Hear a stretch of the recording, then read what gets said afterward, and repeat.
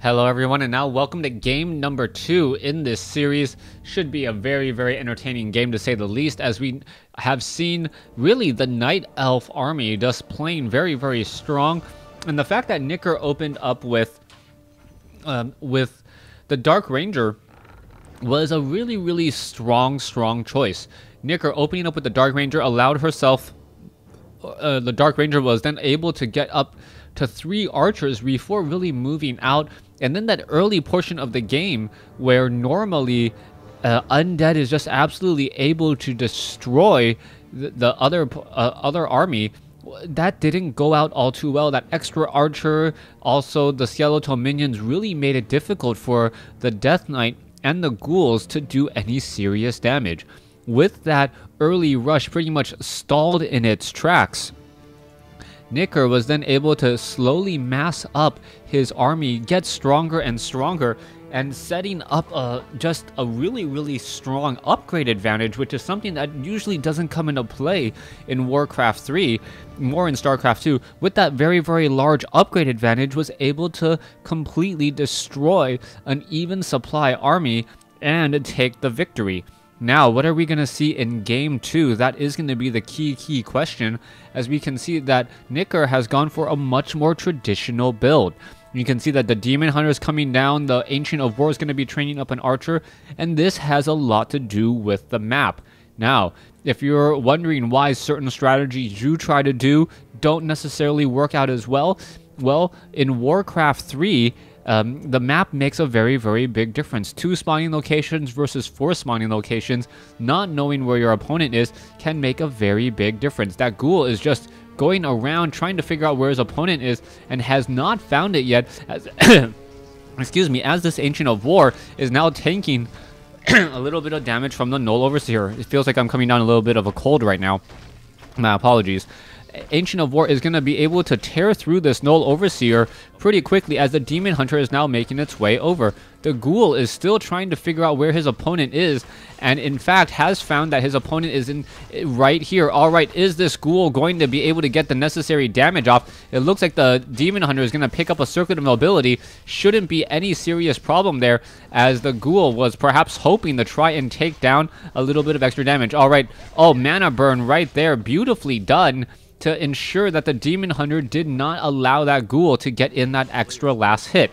No Warden now doing a little bit of damage towards this Ancient of War, but this Ancient of War should be able to just pick up everything there. And now what is going to be happening to this Ancient of War? Perhaps he's going to try and root himself once more, as we now see the Demon Hunter go after the Null Brutes and the Nulls once more. On the opposite side of the map, Death Knight is off over here, going after the Null Overseer creep camp. Should be able to take it out relatively quickly, and once it gets taken out, he may try to move along his merry way as well. There's a detonation, only getting one of the skeletal minions. That was a huge play, as the Demon Hunter does get to level 2. I believe the Demon Hunter had already gotten to level 2 after clearing out one of the 2 creep camps here, and now we see the Demon Hunter trying to push forward into this base. Alright, let's see the Demon Hunter now going up, gets a mana burn onto the Death Knight. Are we going to perhaps see Immolation? Oh, the Death Knight able to squeeze through. However, a Nerubian Tower finishes just in time, and now a huge another mana burn onto that Death Knight. The Death Knight taking a fair bit of damage. Squirrel Town Portal now being used as it will head back home. That Archer does get teleported back, but this is not going well for Nicker at all. Now, this is the problem that we mentioned in game number 1 at the very start.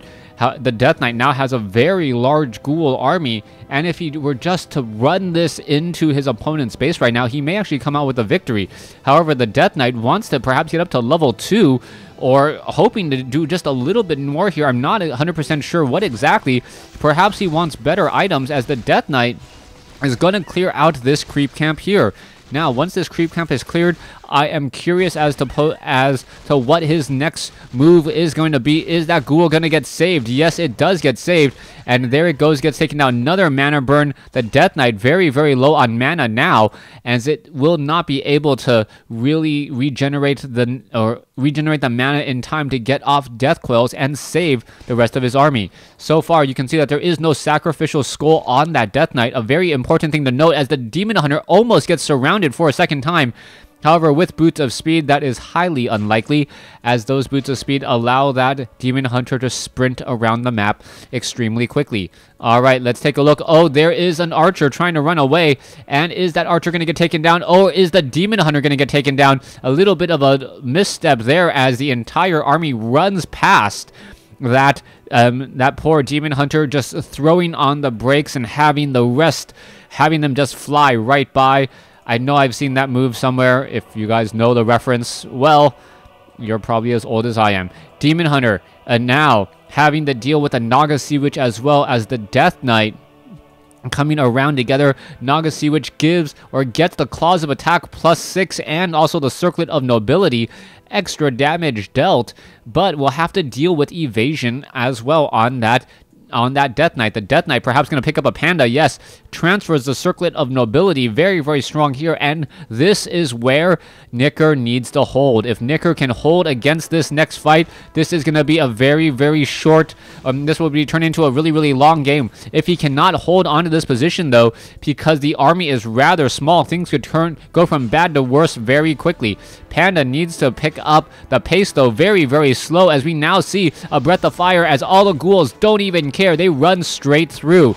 All right. Poor ghoul needs to get back. Is it going to be able to get away in time? Yes, it looks like it will be able to. And beautiful micro coming in from WFZ, as the Demon Hunter may get taken down. Yes, it does. Demon Hunter at level 2 gets taken down early. And Nicker just absolutely heartbroken there, as all we see is a little bit of a reprieve for coming in for Nicker. WFZ dealt the damage he needed to do, and now we're going to wait for perhaps an Obsidian statue to join in on this fight. Once an Obsidian statue is joined in on this fight, I believe there is going to be another fight here. Give me one moment.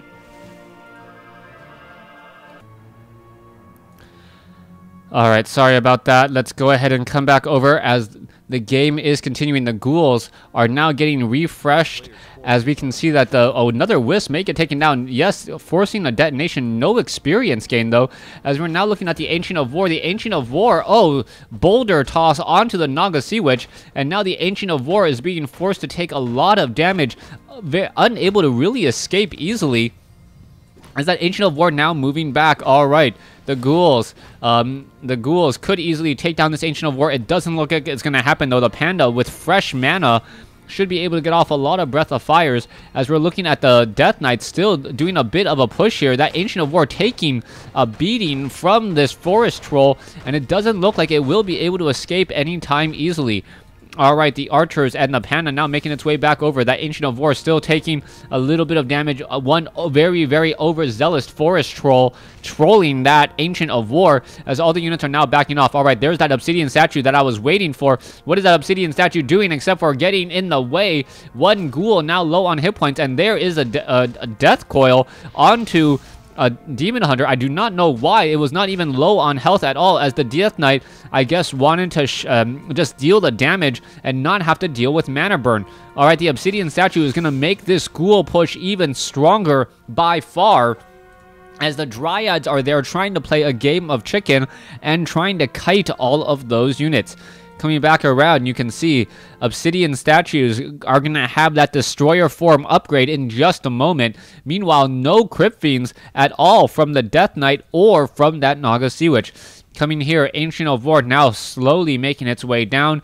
Back down over here, Ancient of Wonders and Ancient of Lore are ready to go. Let's take a look at this. So far, the Naga Sea Witch, the Lich, all of the range heroes now coming into play. The Lich -5 armor, the Naga Sea Witch slowing down the unit, as you can see that Archer does get teleported right back home just in time. However, the Panda is going to have a really, really bad day. Are we going to see a Death Coil onto the Ghoul? No, we are not, as the Panda does have rejuvenation, however, doesn't heal quite quickly enough, as the ghouls are still pushing forward a little bit. All right, one very, very low hit point.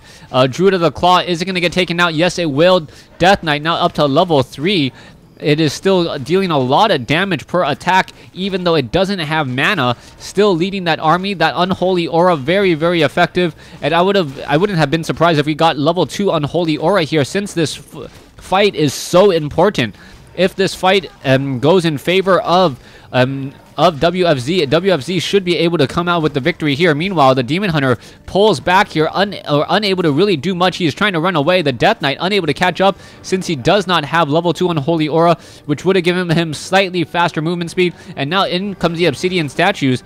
And with that Obsidian Statue, I understand why the Death Knight did get level 2 Death Coil first, since he is going to be able to regenerate that mana extremely quickly. All right, Ancient of Wonder is going to get taken down. All right, there is a rejuvenation onto that Demon Hunter. The Demon Hunter now trying to back off here. Let's take a look. The Panda is still being resurrected, just now getting started, as the Death Knight could easily lead the charge here. There is the Demon Hunter running in quickly, however, taking a Frost Nova and almost a Death Coil. If that, yes, the Demon Hunter does get taken down there with a Cold Arrow to the back, and things are just going oh so well for WFZ. A complete turnaround in game 1. This early pressure, even though it is at tier 3 early pressure, still showing or turning things around just a bit here. That Demon Hunter going not able to get resurrected that quickly, just because it was at level 2, and I believe that is going to be the GG. WFZ takes game 2. Thanks for watching. Thanks for listening. Hope you guys enjoyed game 2. Please stay tuned for game 3.